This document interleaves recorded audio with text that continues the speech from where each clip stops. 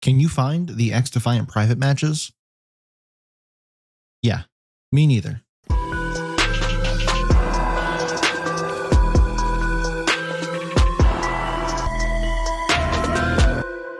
Hey guys, Nightfall here, and we're just over a month away from easily the biggest release and the most anticipated season of XDefiant.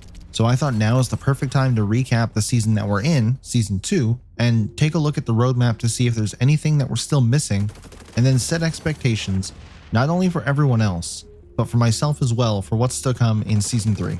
So I pulled up the old roadmap for Year 1 and blew the dust off and saw a few things in Season 2 that were still missing, and they're pretty big things too.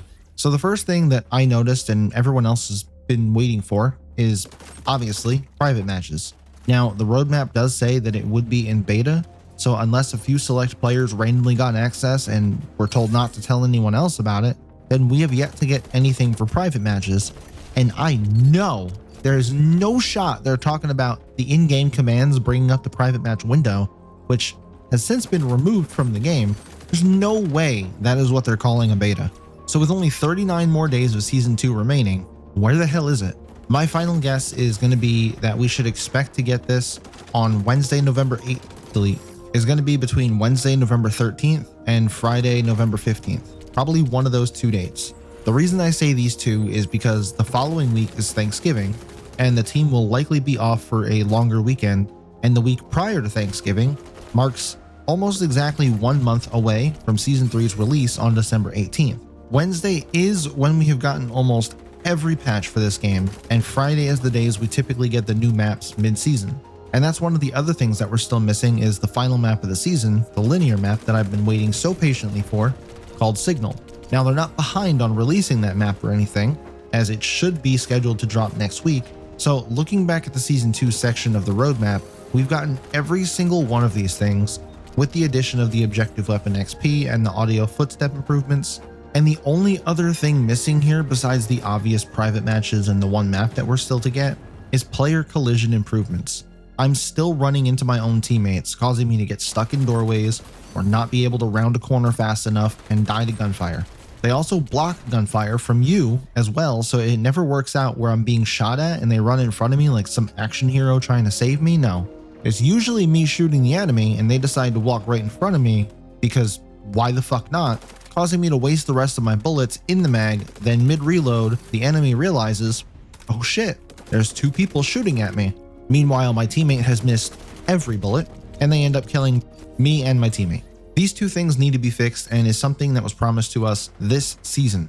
So I know a lot of players may think some of the patch notes are underwhelming, including myself. I'm no exception to that. I've been wanting more, and it's mainly because they don't have these huge netcode updates that solve all the problems. But in reality, they are in fact delivering on everything that they said they would, assuming they can get us private matches and fix player collision in the last month of the season. So that covers everything in Season 2. So what do we have to look forward to in Season 3? Well, let's go ahead and set some expectations, and if you don't like spoilers, now's your time to plug your ears because I'm about to give one major spoiler if you haven't heard it already, which most of you probably already have. With Season 3, this is the silhouette they showed us on the roadmap, and thanks to a bit of common sense and some rumors, yes, rumors, we're not discussing leaks here. I learned my lesson from last time, and they got me. And I only got 2 more days left before this thing falls off, and we're copyright free. So yes, rumors, not leaks. The rumors believe this to be a faction coming from Assassin's Creed, which makes sense. I mean, look at it. Now we can speculate on abilities all day, but really I have no clue what it could be. And as always, in addition to the new faction, we're going to be getting 3 new maps and 3 new weapons, which rumors have probably already basically figured these out. And I haven't seen either of them because I've been trying to remain spoiler free for the most part, aside from the faction, because I want the newness of Season 3 to really captivate me at launch and not have preset expectations and be let down. But the next thing promised in Season 3 was a little surprise for me.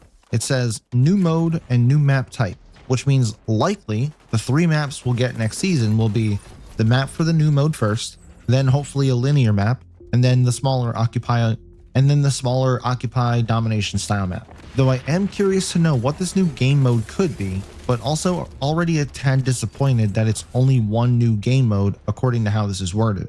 2 new game modes would have been nice. Having only 1 new game mode per season has gotten a bit stale. But if you've seen Season 4's roadmap, there's no mention of a new game mode at all. So hopefully they add more to that and we're not let down enormously. But anyway, we'll also be getting a new bots mode, so that should be helpful for practicing or even just exploring the map to see things like what turret spots work and which ones don't. And while we're on that subject actually of turret spots, I recently lost my spot for #1 Highwayman based on playtime to this guy, Big Smoker 999. The weird thing about this is on stream last night, I checked it because someone told me that he was ahead of me. So when I checked it, he had about 2 hours on me, which I thought, as long as he's not playing, we can easily cover that on this stream. Well, I checked it 5 hours later towards the end of my stream, and somehow he got 15 more hours added to his time and was now like 10 hours ahead of me. In addition to that, I'd also never seen his name in the top 10 when I'd been checking previously. He kind of just magically appeared at number 3 one day.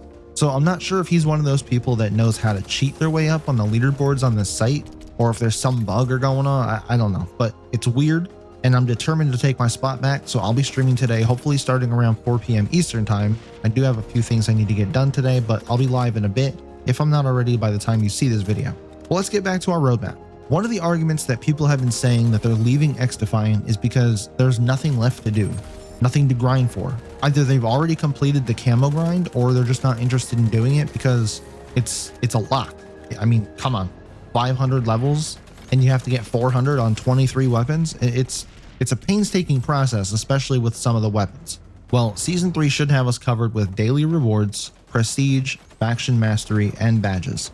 I have no clue how they're going to do faction mastery, but they need to be careful with how they do it, as well as prestige, because some players are already well over level 300 now, 2 of which are over 400. If everyone gets reset back to level 1, this game is done for. There's going to be a riot and it's over. I've honestly never even played a game with prestige in it because I've never played the Call of Duty games, so I'm not really sure how it works in detail. I just know I've always hated it because it sounds dumb to me. Let me prestige and lose progress just for a visual cosmetic. Just doesn't seem like enough, but that's just my opinion. Season 3 also promises kill cams, improved first time experience, whatever the hell that means, and ranked rejoin and sanctions, which are sorely missing and could have been used a long time ago when ranked first came into the game. And actually, just the other day, I performed so bad in a ranked game that I lost 82 RP for it. So if I would have just left when I saw things going bad in the game, I could have only lost 50 for leaving mid-game and saved myself 82 RP. Now, neither of these changes really address that, so one of 2 things need to happen in addition to those 2 changes in ranked. 1, if you leave a match early, you should lose 100 RP, or 2, if you finish out an entire ranked game, you shouldn't lose more than 50 RP. There's no reason I should lose more RP for sticking out to the end than I do quitting the game. Doing that rewards sore losers, and you're severely handicapping people that still remain in the game and end up fighting a 3v4. But regardless, Season 3 is easily going to be the most exciting yet, and I really can't wait to see how things turn out because this is really going to be the make it or break it season for XDefiant. Just imagine what they're competing with. They're competing with a more refined version of Black Ops 6 right around Christmas time.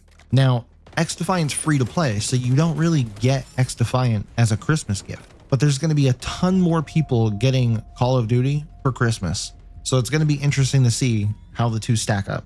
But regardless, what feature or change are you most looking forward to in Season 3? Let me know down in the comments, and I'll catch you in the next upload.